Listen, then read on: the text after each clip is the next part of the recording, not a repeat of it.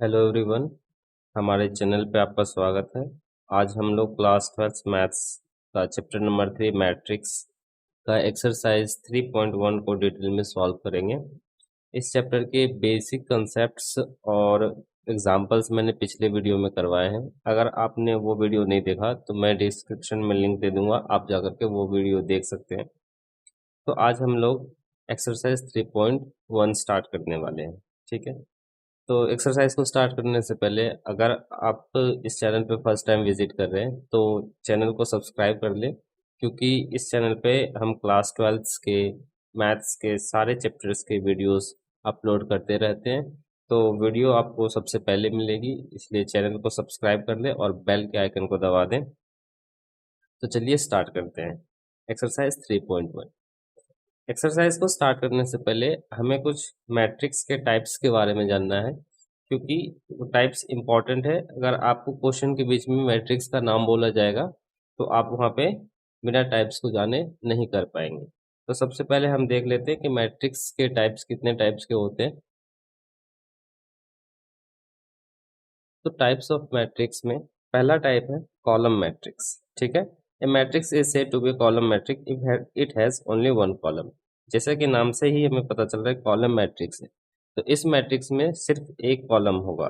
ठीक है, रो कितने भी हो सकते हैं, कॉलम सिर्फ एक होगा। फॉर एग्जांपल एक मैट्रिक्स गिवन है, तो इस मैट्रिक्स में कॉलम एक कॉलम है और रो कितने हैं, चार रो हैं। ठीक है ना, तो इस मैट्रिक्स का ऑर्डर 4x1 है। जनरली इसे हम लोग ए i j m into one लिखते हैं। चूंकि कॉलम वन है तो हम लोगों ने कॉलम को वन फिक्स कर दिया, और रो कितने भी हो सकते हैं तो रो को एम से डिनोट किया। ठीक है, तो ये था कॉलम मैट्रिक्स। अगला है रो मैट्रिक्स। रो मैट्रिक्स भी उसी के जैसा है, जैसा कि नाम से पता चल रहा है रो मैट्रिक्स। रो मैट्रिक्स में रो एक ही होंगे, कॉलम कितने भी हो सकते हैं। ठीक है ना, तो यहाँ पे एक कॉलम, दो कॉलम, तीन कॉलम और चार कॉलम। चार कॉलम है और रो हमारा एक है। ठीक है, जनरली इसे हम b is equal to B I J one into N. चूंकि रो यहाँ पे फिक्स है कि वन ही होना है, तो रो को हमने वन फिक्स कर दिया, और कॉलम एन, एन कुछ भी हो सकता है। तीन रो, तीन कॉलम, चार कॉलम, कुछ भी हो सकता है। ठीक है, सबसे इंपॉर्टेंट है square matrix. Square matrix question में बहुत जगह स्क्वायर मैट्रिक्स के बारे में बोला जाएगा। स्क्वायर मैट्रिक्स कैसे कहते हैं, तो एक ऐसा मैट्रिक्स, मैंने बताया था मैट्रिक्स जो होता है एक रेक्टेंगुलर एरे होता है, तो वैसा मैट्रिक्स जिसमें रो और कॉलम सेम हो। ठीक है ना, जितने रो हो, जितने रो होंगे उतने ही कॉलम भी होंगे। जैसे इसमें इस मैट्रिक्स में रो कितने हैं, फर्स्ट रो, सेकेंड रो और थर्ड रो, तीन रो हैं। और कॉलम काउंट करें तो फर्स्ट कॉलम, सेकेंड कॉलम और थर्ड कॉलम, तीन कॉलम है।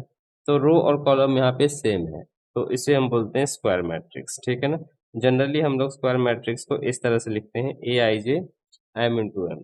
चूंकि यहाँ पे रो और कॉलम सेम है, तो रो की जगह पे भी हमने एम ही लिखा है और कॉलम की जगह पे भी हमने एम ही लिखा है। ठीक है, तो स्क्वायर मैट्रिक्स में रो और कॉलम इक्वल होते हैं। Number of row is equal to number of column.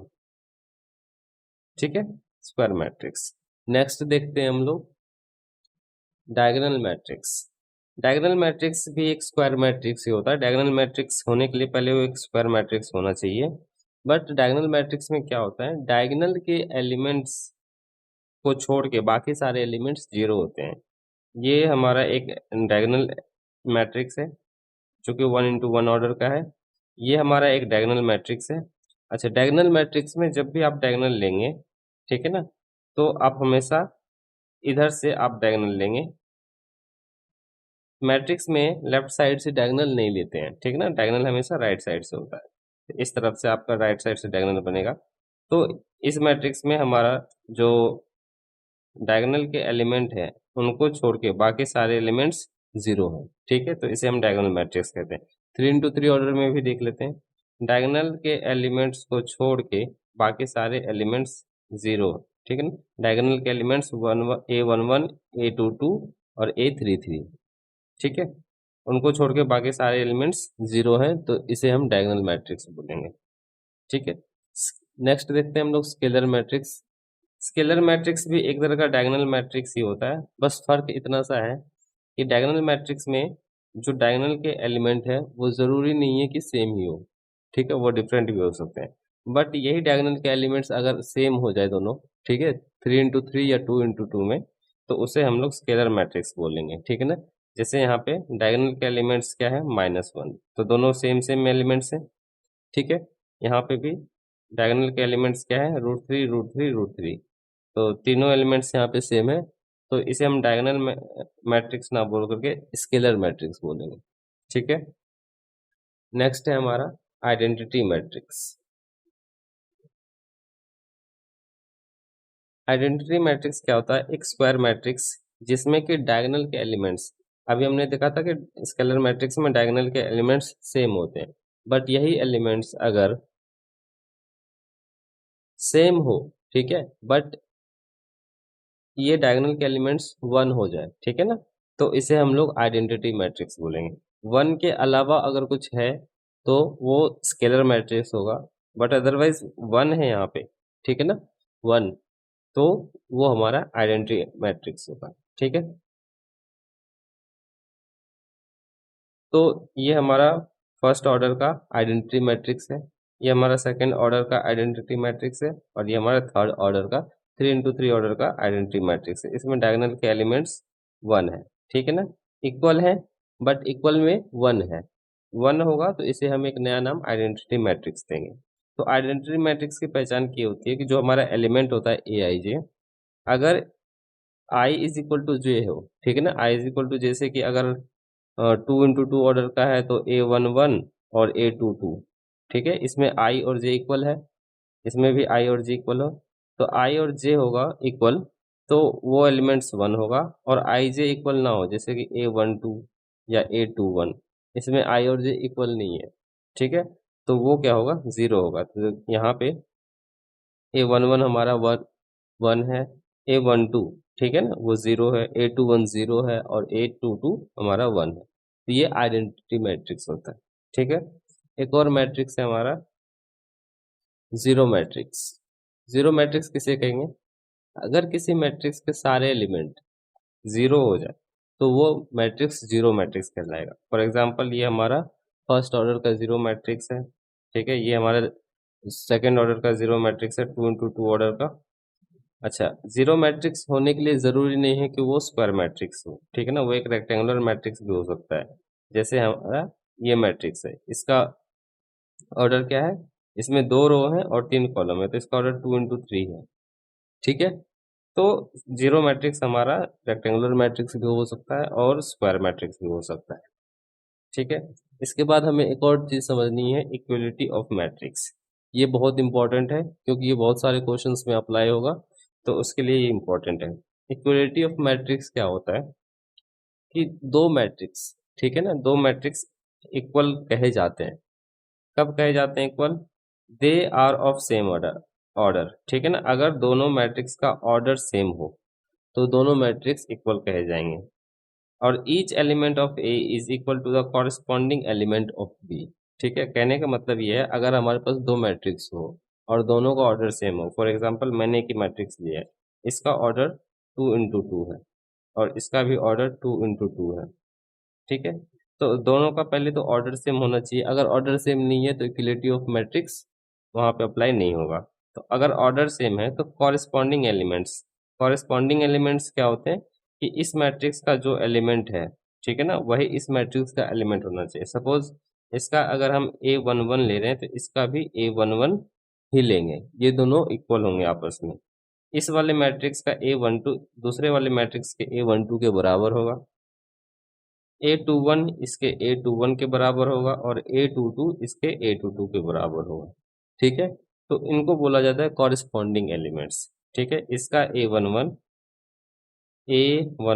और दूसरे वाले मैट्रिक्स का B11 के बराबर होता है, ठीक है, तो इनको बोलते हैं कॉरेस्पॉन्डिंग एलिमेंट्स, ठीक है। तो ये इक्वलिटी ऑफ मैट्रिक्स था जो कि क्वेश्चंस में अप्लाई होगा, आगे आपको बोला जाएगा। तो चलिए स्टार्ट करते हैं एक्सरसाइज 3.1। एक्सरसाइज 3.1 का फर्स्ट क्वेश्चन है, इन द मैट्रिक्स ए, हमें एक मैट्रिक्स गिवन है A, right the order of matrix, हमें इस मैट्रिक्स का ऑर्डर लिखना है, द नंबर ऑफ एलिमेंट्स इसमें कितने एलिमेंट्स है वो बताने। Right the elements A13, A21, A33, A24 और A23। ठीक है, तो first order of matrix.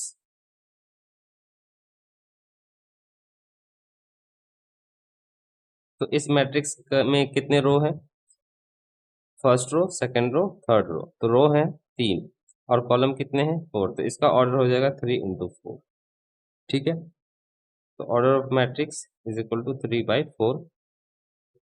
The number of elements, number of elements बताया था मैंने, इनके ऑर्डर का प्रोडक्ट जो होता है वही नंबर ऑफ एलिमेंट्स होता है। Number of elements is equal to 3 into 4 which is equal to 12। तो इसमें 12 एलिमेंट्स है। ठीक है, फिर हमें राइट द एलिमेंट्स A13, हमें इन सब एलिमेंट्स के लिखने हैं। तो A13 हमारा क्या है? A21, A33, A24 और A23। A13 का मतलब फर्स्ट रो थर्ड कॉलम। तो फर्स्ट रो और third column, first row third column में हमारा एलिमेंट क्या है? 90। A21 second row first column, तो सेकेंड रो हमारा ये है और इसका फर्स्ट कॉलम ये है।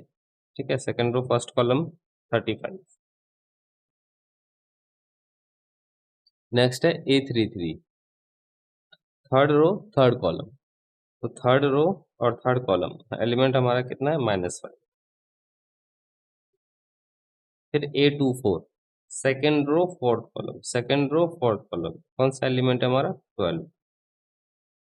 A23 second row third column, तो सेकेंड रो थर्ड कॉलम हमारा कौन सा एलिमेंट है? 5/2। ठीक है, अब अगला क्वेश्चन करते हैं। If a matrix has 24 elements, what are the possible order it can have? What if it has 13 elements? ठीक है, एक मैट्रिक्स है जिसमें कि हमारे टोटल 24 एलिमेंट्स हैं। तो 24 एलिमेंट्स होंगे तो उस इट मीन्स कि उनके ऑर्डर का प्रोडक्ट 24 होना चाहिए। ठीक है, तो इसके ऑर्डर वही हो सकते हैं जिनका प्रोडक्ट 24 हो। तो हम लोग देखेंगे कि किनका किनका ऑर्डर, किनका किनका प्रोडक्ट 24 होता है। तो 1 into 24 करेंगे तो इनका प्रोडक्ट 24 हो जाएगा। 24 into 1 करेंगे तो भी हमारा 24 हो जाएगा। 12 into 2 करेंगे तो भी 24 हो जाएगा। 2 into 12 करेंगे तो भी 24 हो जाएगा। 3 into 8 करेंगे तो भी हमारा 24 हो जाएगा।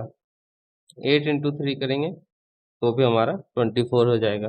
ठीक है, 6 into 4 करेंगे तो हमारा 24 हो जाएगा और 4 into 6 करेंगे तो भी हमारा 24 हो जाएगा। ठीक है, तो ये इनके पॉसिबल ऑर्डर्स मैट्रिक्स के हो सकते हैं अगर मैट्रिक्स में 24 एलिमेंट्स। ठीक है ना। फिर क्वेश्चन कहा जा रहा है what if it has 13 element. तो if the matrix has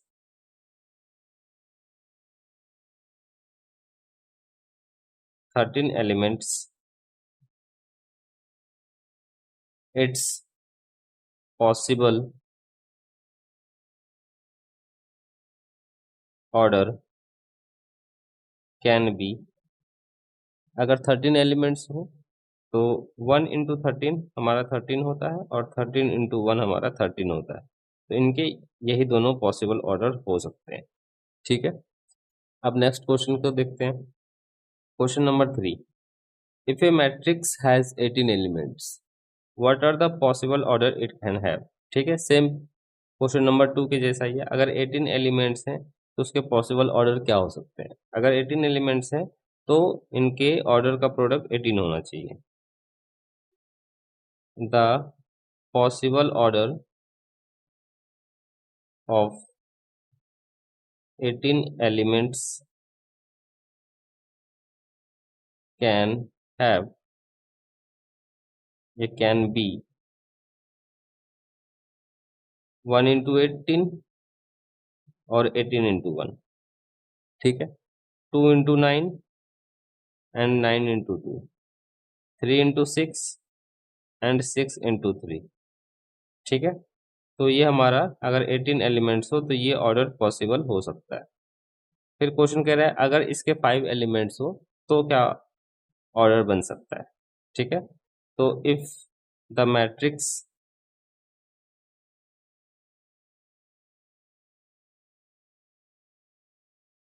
has 5 elements,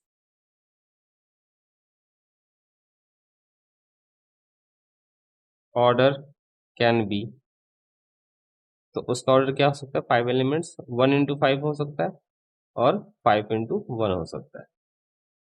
ठीक है, तो यही दो पॉसिबल ऑर्डर्स हो सकते हैं अगर उसमें 5 एलिमेंट्स है। चलिए अब अगला क्वेश्चन देखते हैं, क्वेश्चन नंबर 4। क्वेश्चन नंबर 4 है, construct a 2 into 2 order matrix A is equal to a i j whose elements are given by a i j is equal to i plus j का whole square upon two. ठीक है, तो first है हमारा a i j is equal to i plus j का whole square upon two. तो हम देखेंगे कि पहले जनरल में हम लोग 2 into 2 ऑर्डर का मैट्रिक्स बना लेंगे। ठीक है ना, इन जनरल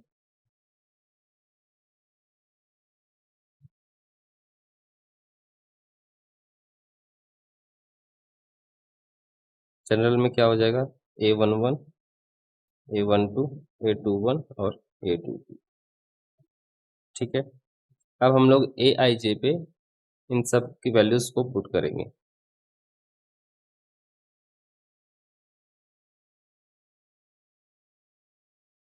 तो A11, A12, A21 और A2, आई प्लस जे, आई की वैल्यू यहाँ 1 है और जे की वैल्यू 1 है, तो 1 + 1 का होल स्क्वायर अपॉन 2, तो 2 का स्क्वायर अपॉन 2, तो 4/2 कैंसिल आउट करेंगे 2 हो जाएगा। यहाँ पे 1 + 2 का होल स्क्वायर अपॉन 2, तो 3 का whole square upon 2 which is 9/2। यहाँ पे 2 + 1 का होल स्क्वायर अपॉन 2, तो ये हो जाएगा 3 का square by 2 is equal to 9/2। यहाँ पे हो जाएगा 2 + 2 का होल स्क्वायर अपॉन 2, तो 4 का स्क्वायर बाय 2 विच इज 16/2, और कैंसिल आउट करने के बाद 8 हो जाएगा। ठीक है, तो हमने जो जनरल फॉर्म में एज्यूम किया था मैट्रिक्स, जब इनके एलिमेंट्स को यहाँ पुट करेंगे तो हमारा मैट्रिक्स बनेगा द रिक्वायर्ड मैट्रिक्स इज 2, 1 2 की वैल्यू 9/2, 9/2, 8। ठीक है, तो ये हमारा फर्स्ट पार्ट बन गया। अब हम लोग सेकेंड पार्ट को देखते हैं। तो सेकेंड है हमारा a i j equal to i upon जे।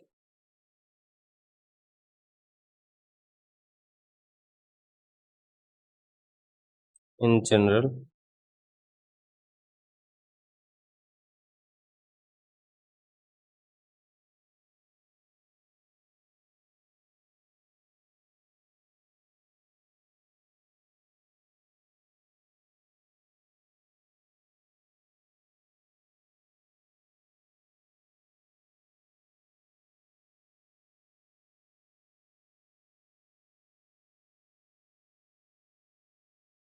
आई की वैल्यू यहाँ 1 है और जे की वैल्यू 1 है, तो 1/1 इज इक्वल टू 1। तो इनको जब पुट करेंगे हम लोग, ये हो जाएगा हमारा 1/2, ये हो जाएगा 2/1 विच इज इक्वल टू 2, और ये हो जाएगा 2/2 कैंसिल आउट होके 1। तो हमारा आंसर क्या हो जाएगा? The required matrix is 1, 1/2, 2 and 1। ठीक है, अब देखते हैं थर्ड पार्ट। थर्ड पार्ट है हमारा a i j is equal to i plus 2 j का होल स्क्वायर अपॉन 2।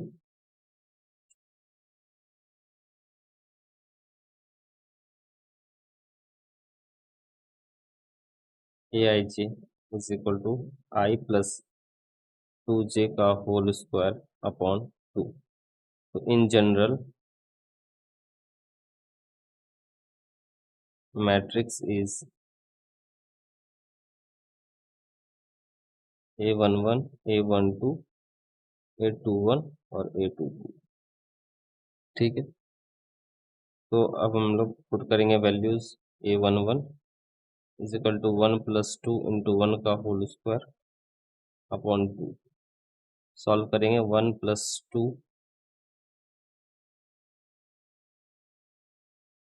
तो हो जाएगा हमारा 9/2। ठीक है,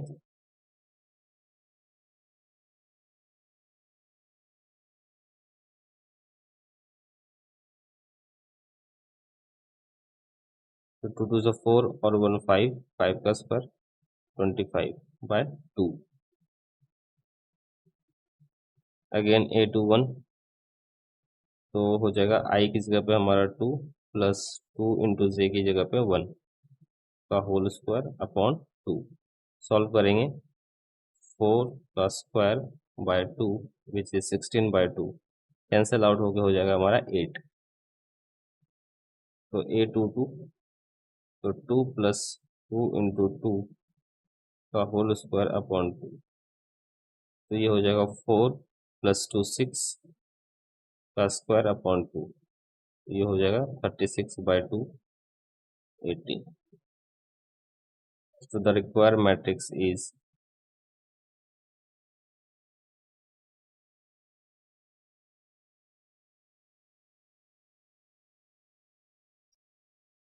9/2, 25/2, 8 एंड 18। ये आपका आंसर। ठीक है, क्वेश्चन नंबर 5 भी सेम उसी टाइप का क्वेश्चन है। Construct a 3 into 4 matrix whose elements are given by. तो चलिए इसको बनाते हैं। तो 3 into 4 का मैट्रिक्स हम जनरल फॉर्म में देखेंगे क्या बनता है। इन जनरल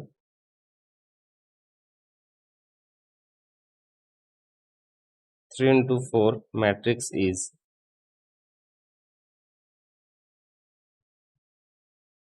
तो इसमें 3 रो होंगे और 4 कॉलम होंगे।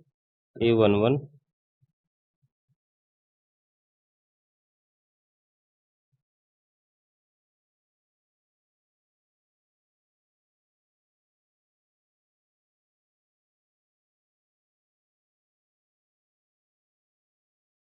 तो हमारा 3 into 4 ऑर्डर का मैट्रिक्स जनरल फॉर्म में इस टाइप का होगा। अब हमें सारे एलिमेंट्स को इस पे आई और जे की वैल्यू पुट करके निकालना होगा। तो A11 इज इक्वल टू हो जाएगा हमारा 1/2 मॉड आई की -3 इंटू आई की वैल्यू हमारा 1 है यहाँ पे, प्लस जे हमारा 1 है। सॉल्व करेंगे इसको। -3 + 1 यानी -2, मॉड से निकालेंगे इसको तो +2 आएगा which is equal to 2/2, cancel out करके 1 आ जाएगा। ठीक है,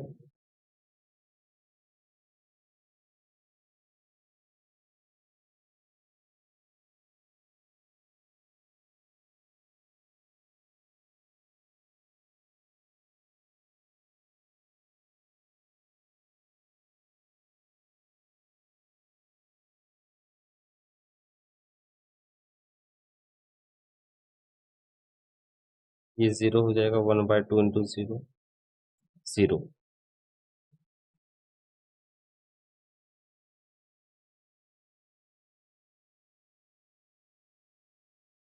यहाँ पे +4 -3 1 हो जाएगा, तो 1/2 हो जाएगा। ठीक है,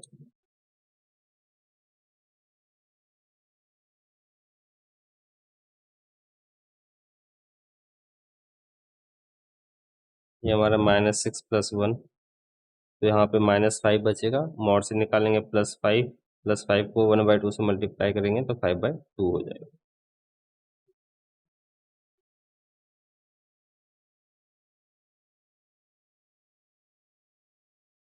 -6 + 2, तो -4 को मोड से बाहर निकालेंगे प्लस का 4/2, 4/2 यानी कि 2 हो जाएगा।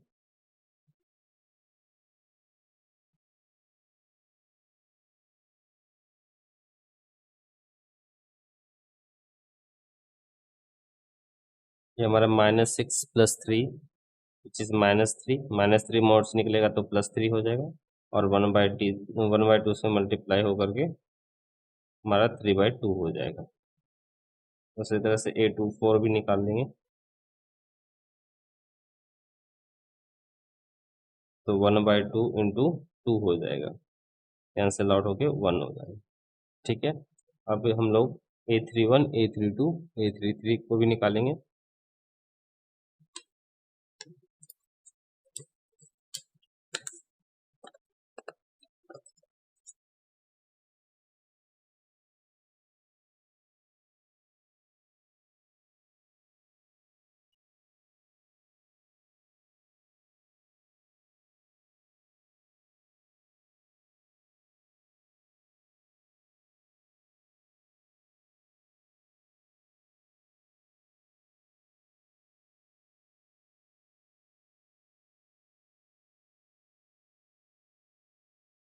ये -9 + 2 -7 हो जाएगा। -7 मॉड से निकालेंगे बाहर तो 7/2 हो जाएगा।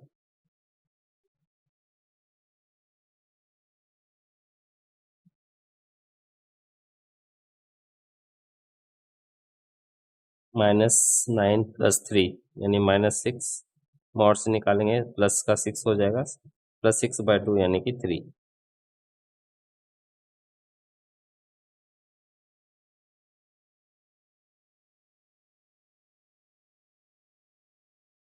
ये हमारा -9 + 4 यानी -5 हो जाएगा। -5 को मॉड से निकालेंगे, प्लस का 5 अपॉन में 2 तो 5/2 हो जाएगा। Therefore, the required matrix is, अब हम सबको लिख लेंगे जो जो हमने निकाला था, A11, A12, उन सब की वैल्यूज को लिख लेंगे। तो हमारा A हो जाएगा 3 × 4 ऑर्डर का मैट्रिक्स था, तो हमने क्या निकाला था, 1, 1/2, 0, 1/2, 5/2, 2, 3/2 और 1। ठीक है, तो इन सबको अब हम यहाँ पे लिखेंगे 1, 1/2, 0, 1/2, 5/2, 2, 3/2, 1, 4, 7/2, 3 और 5/2। ठीक है, ये 3 × 4 ऑर्डर का मैट्रिक्स हमारा बन गया। चलिए बोला क्वेश्चन देखते हैं। Question number 6, find the value of x, y and z from the following equation. इस क्वेश्चन में हमें x, y और z की वैल्यू फाइंड करनी है। ठीक है, तो फर्स्ट है हमारा 4, 3x, 5 is equal to y, z, 1, 5। तो अभी जो हमने थोड़ी देर पहले पढ़ा था इक्वलिटी ऑफ मैट्रिक्स, तो यहाँ पे दोनों मैट्रिक्स इक्वल है और ऑर्डर भी सेम है, तो इक्वलिटी ऑफ मैट्रिक्स लगाएंगे और कॉरेस्पॉन्डिंग एलिमेंट्स इक्वल हो जाएंगे। ठीक है, तो 4 इज इक्वल टू वाई हो जाएगा, तो यहाँ पे y इज इक्वल टू 4 हो गया हमारा, 3 इज इक्वल टू z हो गया, कॉरेस्पॉन्डिंग एलिमेंट्स हैं इसीलिए, x इज इक्वल टू 1 हो गया। तो इस क्वेश्चन में x, y और z की वैल्यू फाइंड हो गई। सेकंड देखते हैं हम लोग।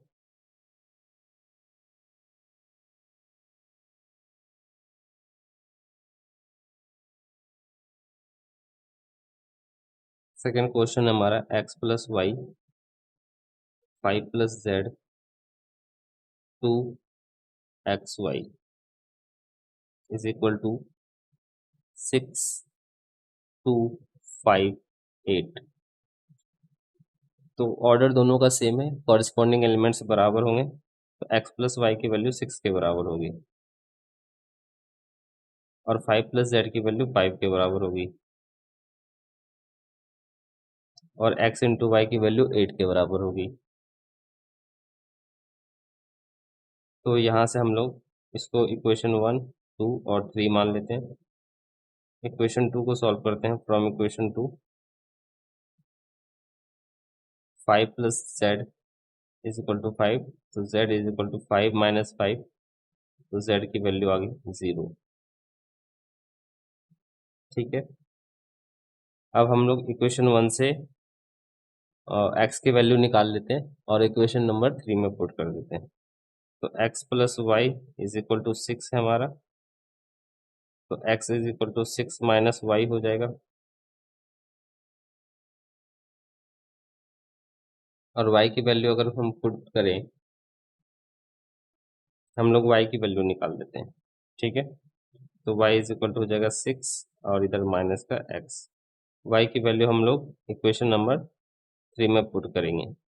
From equation 3 x into y is equal to 8, तो x इंटू वाई की वैल्यू हमारी 6 minus x is equal to 8। Multiply करेंगे 6x minus x square is equal to 8, तो minus x square plus 6x और is equal to 8। Minus common लेके उधर भेज देंगे तो हो जाएगा हमारा x square minus 6x is equal to minus 8, और माइनस 8 को उधर लेके आएंगे तो प्लस 8 इज इक्वल टू 0। तो ये हमारा क्वाड्रेटिक इक्वेशन आ गया। क्वाड्रेटिक इक्वेशन को सॉल्व करेंगे और हमारा x का वैल्यू निकल के आ जाएगा। तो x square minus 6x plus 8 is equal to 0। इसे हम तोड़ सकते हैं, x square minus 2x minus 4x plus 8 is equal to 0। x common लेंगे तो x माइनस 2 माइनस 4 कॉमन लेंगे तो x minus 2 is equal to 0। तो एक फैक्टर हो गया इसका x minus 2, x minus 4 is equal to 0। तो x is equal to plus 2 हो जाएगा यहाँ पे, और x इज इक्वल टू 4 हो जाएगा। तो x का 2 वैल्यू आया है। x की वैल्यू अगर इस इक्वेशन में, इक्वेशन नंबर 1 में अगर 2 पुट करें तो y की वैल्यू 4 आ जाएगी, और x की वैल्यू अगर 4 पुट करें तो y की वैल्यू 2 आ जाएगी। ठीक है, तो यहाँ पे और x और y के 2 वैल्यू पॉसिबल हो सकते हैं। When x is equal to 2, तो y इज इक्वल टू कितना होगा 4, and z is equal to 0, वो हमारा तो निकल के आया। अब when x is equal to 4 होगा तो y इज इक्वल टू 2 होगा और z इज इक्वल टू 0। ठीक है, तो ये दोनों पॉसिबल आंसर्स हैं इसके, और दोनों आंसर्स करेक्ट है। ठीक है, अब इसका थर्ड पार्ट देखते हैं हम लोग। तो थर्ड पार्ट है x plus y plus z, x plus z y plus z, और इधर 9 5 7। ठीक है,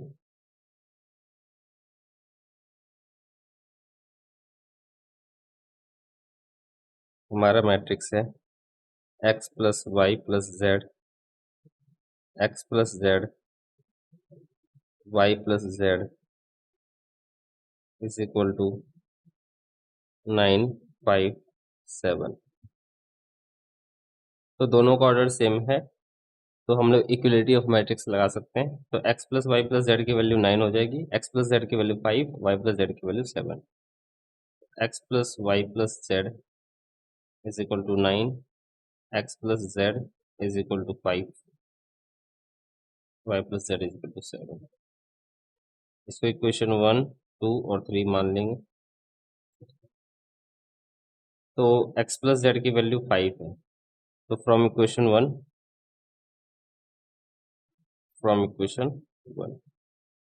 x plus y plus z is equal to 9 है। ठीक है, y प्लस जेड की वैल्यू 7 है, तो हम लोग y प्लस जेड की वैल्यू को बदले 7 लिख सकते हैं, अब प्लस x और इज इक्वल टू 9 हो जाएगा। तो x is equal to 9 minus 7, तो x की वैल्यू यहाँ 2 निकल गई। ठीक है, x की वैल्यू 2 निकल गई। अगर हम x की वैल्यू इसमें पुट कर दें तो z की वैल्यू निकल जाएगी। तो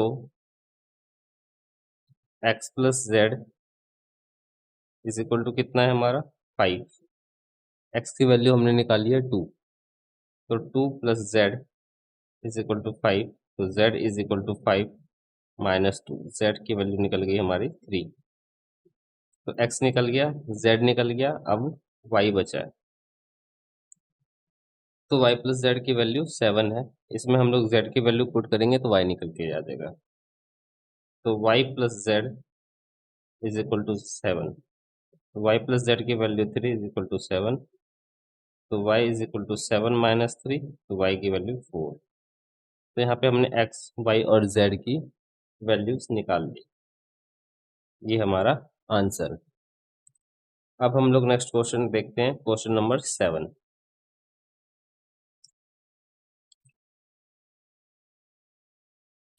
क्वेश्चन नंबर 7 है, find the values of A B C and D from the equation. ये इक्वेशन हमें गिवन है, इससे हमें ए बी सी और डी की वैल्यू निकालनी है। तो दोनों मैट्रिक्स का ऑर्डर सेम है, तो इक्वलिटी ऑफ मैट्रिक्स यहाँ भी लगेगा। तो a minus b is equal to -1 और 2a minus b is equal to 0 हो जाएगा। ठीक है, इन दोनों को सॉल्व करेंगे तो हमारा a और b का वैल्यू निकल के आ जाएगा।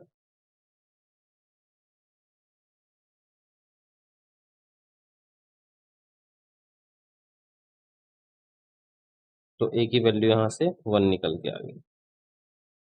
इक्वेशन फर्स्ट में a की वैल्यू पुट करेंगे तो b निकल के आ जाएगा। तो a minus b is equal to -1, 1 minus b is equal to -1, minus b is equal to -1। अब प्लस का 1 इधर आके -1 हो जाएगा। तो minus b is equal to -2, minus cancel करेंगे तो b की वैल्यू 2 निकल के आ गई। तो a की वैल्यू 1 और b की वैल्यू 2 निकल के आ गई। अब हमें c और d की वैल्यू निकालनी है। तो 2a प्लस c की वैल्यू 5 हो जाएगी। 2a plus c is equal to 5। a की वैल्यू हमने निकाल रखी है 1, इसको पुट करेंगे यहाँ पे। तो 2 into 1 plus c is equal to 5। तो 2 plus c is equal to 5। तो c is equal to 5 minus 2, तो c की वैल्यू 3 आ गई। उसी तरह से 3c प्लस d की वैल्यू 13 हो जाएगी।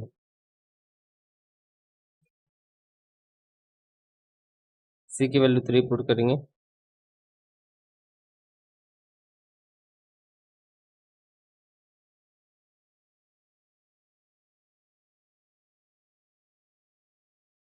तो d की वैल्यू 4 आ गई। Therefore a is equal to 1, b is equal to 2, c is equal to 3 and d is equal to 4। ये हमारा आंसर। ठीक है, अब हम लोग अगले क्वेश्चन की तरफ बढ़ते हैं। नेक्स्ट क्वेश्चन है हमारा, a is equal to a i j m into n is a square matrix. ठीक है, तो मैंने अभी पीछे बताया था स्क्वायर मैट्रिक्स किसे कहते हैं, जिस मैट्रिक्स में नंबर ऑफ रो और नंबर ऑफ कॉलम सेम होते हैं। ठीक है ना, number of rows is equal to number of column. तो नंबर ऑफ रो को हम लोग m से डिनोट करते हैं और नंबर ऑफ कॉलम को n से। तो अगर वो matrix m is equal to n order का हो, ठीक है, तो वो एक स्क्वायर मैट्रिक्स होगा। तो इसका option number c, m is equal to n, सही हो जाएगा। ठीक है, अब नेक्स्ट क्वेश्चन देखते हैं, question number 9। Which of the given value of x and y make the following pair of matrix equal. ठीक है, x और y की वो वैल्यू बतानी है जिससे ये दोनों मैट्रिक्स इक्वल हो जाए। तो इन दोनों मैट्रिक्स को देखेंगे हम लोग कौन सा ऑप्शन सही है। तो हमारा मैट्रिक्स है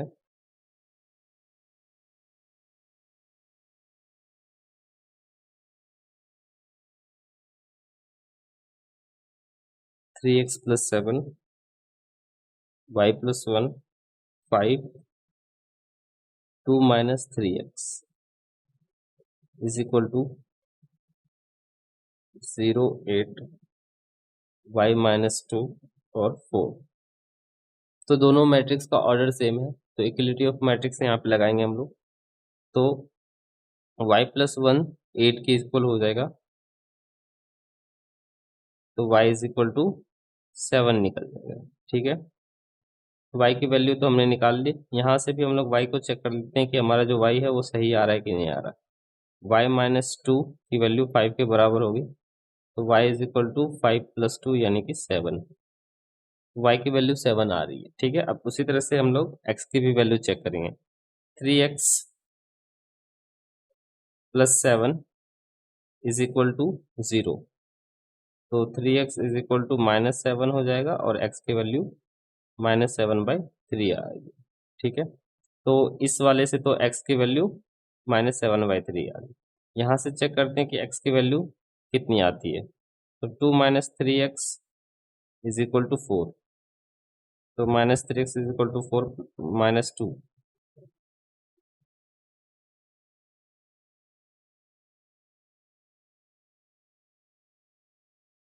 तो यहाँ पे x की वैल्यू -2/3 आ रही। अगर ये दोनों मैट्रिक्स इक्वल हैं तो x की वैल्यू सेम आनी चाहिए थी हर जगह। y की वैल्यू जिस तरह से सेम सेम आई है दोनों जगह, उसी तरह से x की भी वैल्यू सेम आएगी। बट यहाँ पे x की वैल्यू -7/3 आ रही है और यहाँ पे x की वैल्यू -2/3 आ रही है।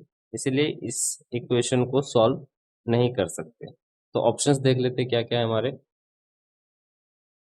y की वैल्यू 7, x की वैल्यू -1/3। y तो ठीक है, x हमारा -1/3 नहीं आ रहा। तो इसी तरह से नॉट पॉसिबल टू फाइंड, ये आपका सही आंसर है। ठीक है, अब हम लोग नेक्स्ट क्वेश्चन देखते हैं। Question number 10। The number of all possible matrices of order 3 × 3 with each entry 0 and 1 each. ठीक है, हमारे पास एक मैट्रिक्स है 3 × 3 ऑर्डर का। तो मान लेते हैं ए हमारा कोई मैट्रिक्स है 3 × 3 ऑर्डर का। तो जनरल फॉर्म में क्या हो जाएगा, A11, A12, A13।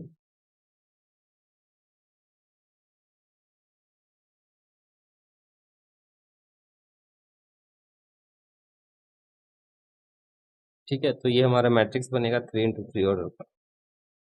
अब इसमें जो हम लोग नंबर्स पुट कर सकते हैं इनके जगह पे, इन एलिमेंट्स को, उसमें हम लोग या तो 0 पुट कर सकते हैं या तो 1 पुट कर सकते हैं। तो इस प्लेस पे, ठीक है, इस प्लेस पे हम लोग क्या पुट कर सकते हैं, या तो 0 पुट कर सकते हैं या 1 पुट कर सकते हैं। तो इस प्लेस को फिल करने के हमारे पास कितने तरीके हैं, 2 तरीके हैं। या तो 0 पुट कर सकते हैं, नहीं तो 1 पुट कर सकते हैं। उसी तरह से इसको पुट करने के कितने तरीके, 2 तरीके हैं। तो सारे प्लेसेस पे या तो हम 0 रख सकते हैं, नहीं तो 1 रखते हैं। तो कितने तरीके हो जाएंगे हमारे पास टोटल, 2 × 2 × 2 × 2 ठीक है। तो सब प्लेस को भरने के 2 तरीके हैं और टोटल 9 प्लेसेस हैं। तो 2 × 2, तो 2 को 9 टाइम्स मल्टीप्लाई कर देंगे।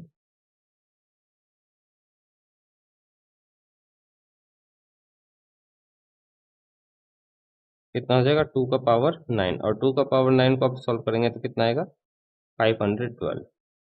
तो हमारा सही ऑप्शन 512 होगा।